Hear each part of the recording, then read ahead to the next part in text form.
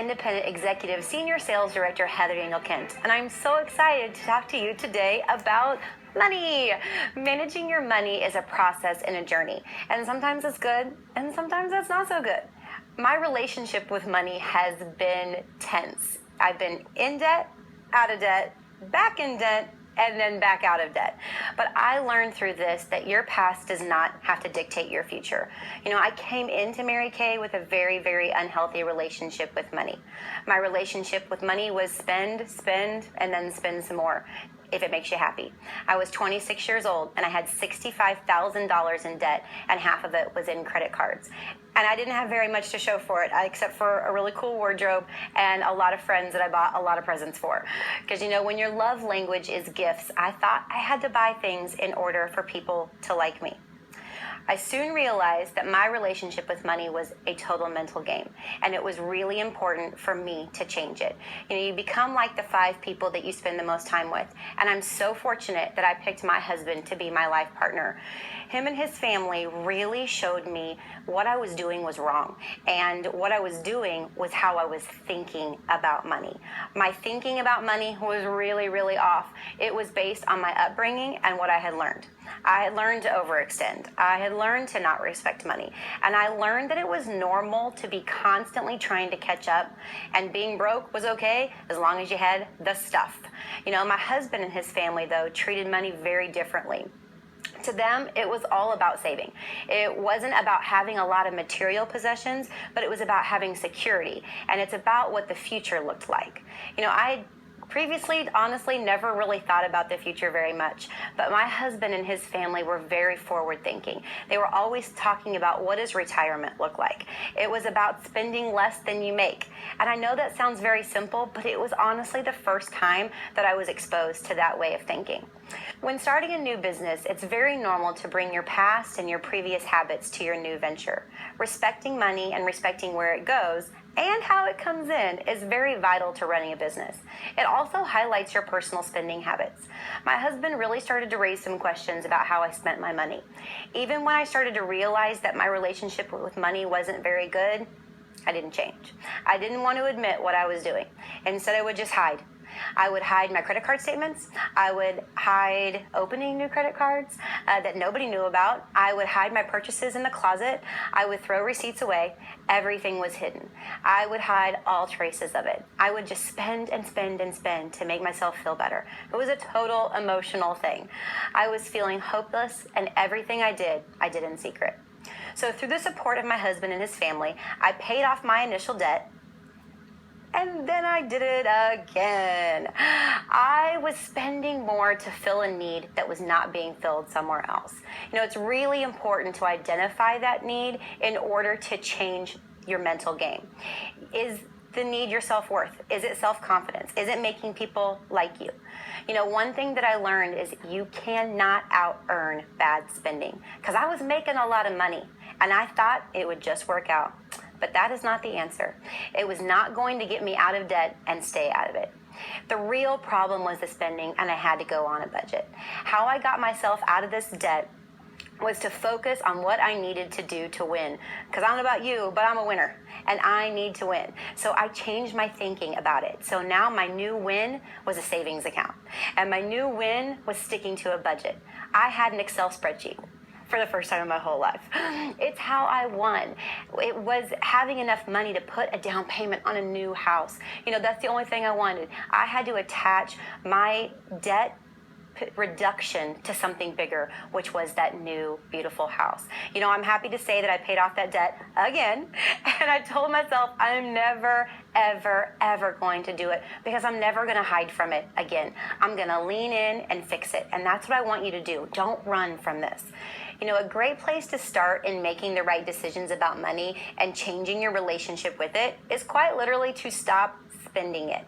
Unless you have a handle on what is coming in, nothing goes out. Every single day, the object of the game is more to come in and less to go out. One of the very first things that woke me up was I realized I didn't need any of this stuff that I was buying. So the commitment to paying off the debt the second time was really started because I wanted that new house. And I learned that I couldn't move forward with buying a new house or anything without being debt-free first. even if I could afford the house payment. And that is when I really started changing my thinking, realizing that if I wanted this, then I had to stop doing this. If I wanted the new house, then I can't have any more credit card debt. If I don't want any more credit card debt, then I have to stop spending. So I became fixated on my new win. I became excited about paying off my credit cards because attached to that was the new house, which I wanted desperately. I couldn't stop spending for no reason. It had to be big. I had to attach it to something that I was passionate about and to know that if I did this, then I get this. So with becoming an independent sales director, I had to learn that I had to manage my expenses differently than when I ran my business as an independent beauty consultant. One of the big differences is the intention of your personal business. Your energy becomes twofold. Wouldn't you not agree?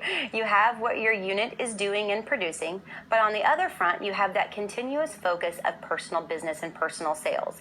We have more expenses as an independent sales director. All of my expenses, such as sales director suits, registration and travel expenses for events, unit meeting space, office assistance, copies, communication, postage, anything to build your business is all paid for by my personal retail sales. To cover these expenses, I am always in party mode. For me, I didn't miss events. I still ran my unit and got myself out of debt because of 5 years of power starts in a row.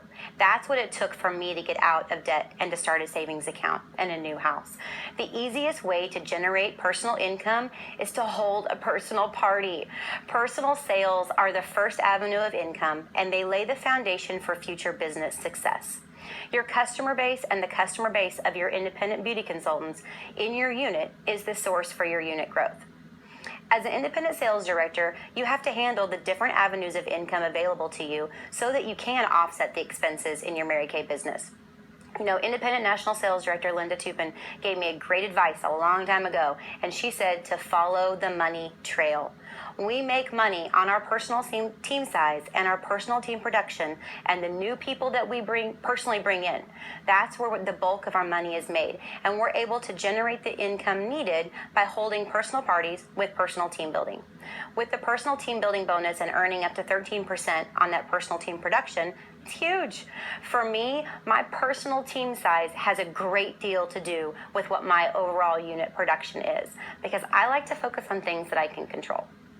So when moving from independent beauty consultant to sales director, I had to be disciplined and learn there are different expenses. One of the most important things that I needed to do was track my expenses. Not exactly in my personality style, but it is critical for tax reasons. You have to be able to give the IRS a very detailed account of where your money is going, how much it costs to run your business, and how much is going into your business. Because I love my business, and I have a tendency to put more into it than necessary. There has to be a budget. You have to run it like your household. You can't just buy things and give things because you want to. You have to be in the budget, and purchases have to generate you making more money. You can't just go willy-nilly style, because I can easily fall into the habit of where I just buy things because they are fun and shiny. But the question is it going to build your business? Is this worth having to do a personal party for? Do you want it that badly? These are the questions that I continuously ask myself before money gets spent.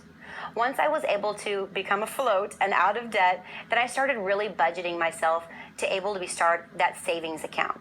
My sales director commission check goes entirely towards savings and household expenses. As an independent sales director, I know it's easy to get trapped into excessive promotions and prizes. So for prizes, just make sure to budget for them. But remember, they don't always have to be big. Just because your friends are doing it doesn't mean you have to do it. And also remember that recognition is free. It's one of the most fulfilling ways to appreciate someone. You get a lot of times more mileage out of recognition than you do a prize. And the company has great prizes, so promote the ones that they are offering. Or I do product little makeup artist kits for people to demo, and sometimes that's my prize. It's all about the way you present it. Prize can also be time with you, having them over to your house, making them coffee, going to get dinner, to find out what their love language is and do that. The experiences and quality time are extremely meaningful, and they absolutely work. So in closing, please know, guys, that you are not alone. There have been a lot of people that have traveled the same path. It's not hopeless. You can take control, and you can do this yourself. You don't have to be ashamed of the situation you're in, and you absolutely don't need to hide it. You can fix it. It's just like anything else that you need to take control of, such as your eating and your exercising. It's often said that you can start a diet in the middle of a bag of potato chips. Well, I believe you can start a savings account in the middle of a maxed out credit card. This is something that you can completely change. Have your goals and budget your expenses. Track and manage your expenses wisely. So thank you guys for listening to me share my experience with money. I hope this helps motivate you to take the steps necessary to change your habits, which will in turn change your business.